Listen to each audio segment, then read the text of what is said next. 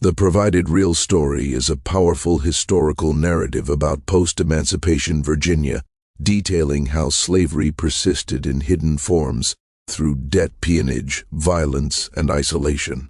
The story follows Huck, a young, idealistic but disillusioned Union veteran and freelance journalist from Philadelphia, who arrives in Richmond to write about the New South. Through a chance encounter, he is pulled into the dark secret of Willow Creek Farm in Hanover County, where the Turner family and others are held in a state of hidden slavery under the ruthless landowner, Silas Grafton. Huck's journey transforms from detached observer to committed ally, risking his life to help expose the truth. Huck arrives in Richmond, captivated by its surface-level progress, new black-owned businesses, Freedmen's Bureau schools, and bustling markets. He plans to write a hopeful article. While sketching at the First African Baptist Church, he meets Elias, a dignified, cautious church deacon. Over hesitant conversations, Elias reveals his younger sister Lena, and her children vanished after going to work on a farm in Hanover County in '68. The letters stopped. The peddler who passes by says she looks right through him, like a ghost, Elias whispers, breaking protocol by trusting this outsider. He shows Huck a crumpled, poorly written note smuggled out, "The debt is heir, we are not free, Willow Creek." Huck's journalistic instinct ignites. Against Elias' fearful advice, Huck decides to go to Hanover County, posing as a land speculator to see Willow Creek Farm for himself. Introduce Huck's internal conflict, cynicism versus idealism, the vibrant yet tense atmosphere of Richmond, and the first crack in the city's facade through Elias' painful story.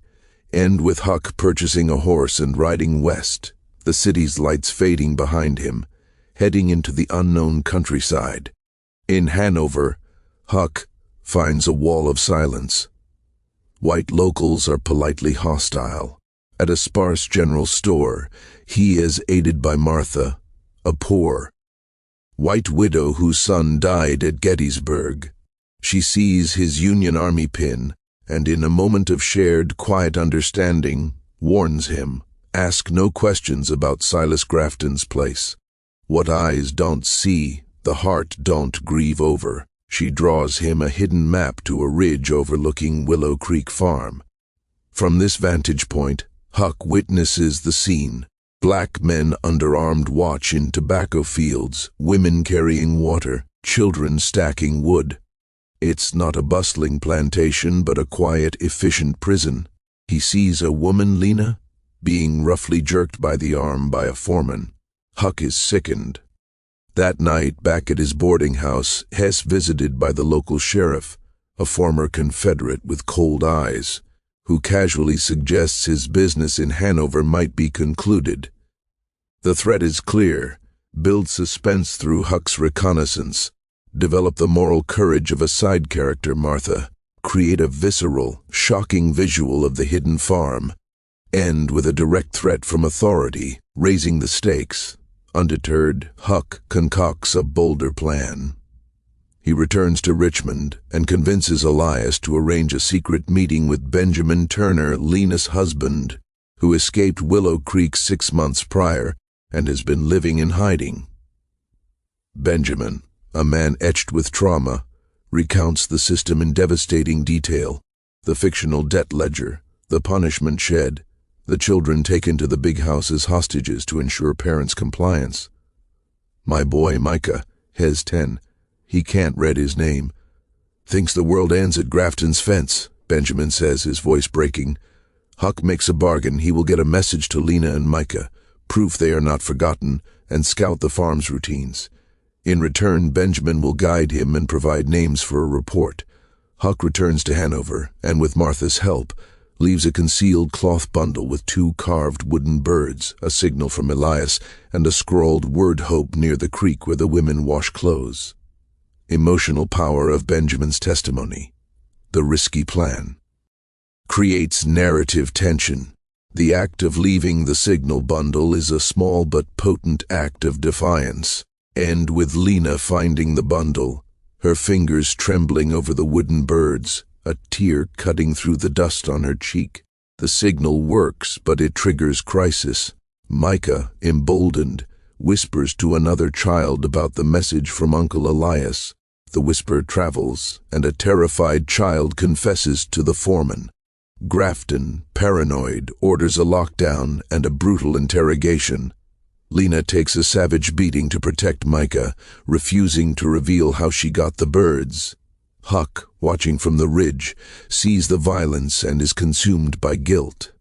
Simultaneously, in Richmond, Elias is attacked by night riders who warn him to stop stirring the past.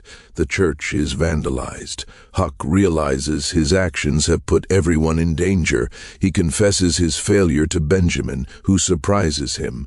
"You showed them they are seen," Benjamin says. "That is a weapon. Now we fight with it." They decide Huck must get a sworn affidavit from Benjamin and another escapee to a Reconstructionist federal judge in Richmond, bypassing the corrupt local courts.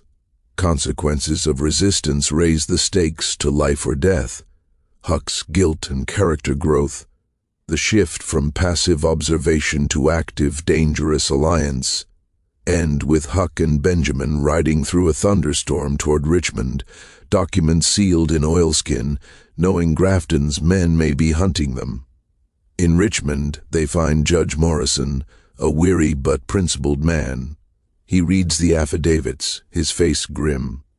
"This is beyond my jurisdiction without evidence I can present to a U.S. Marshal," he says.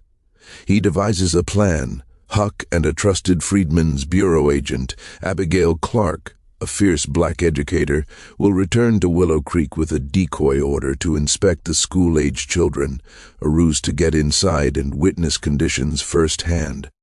The tension is unbearable as they arrive at the farm with the sheriff in reluctant tow. Grafton is charmingly dismissive.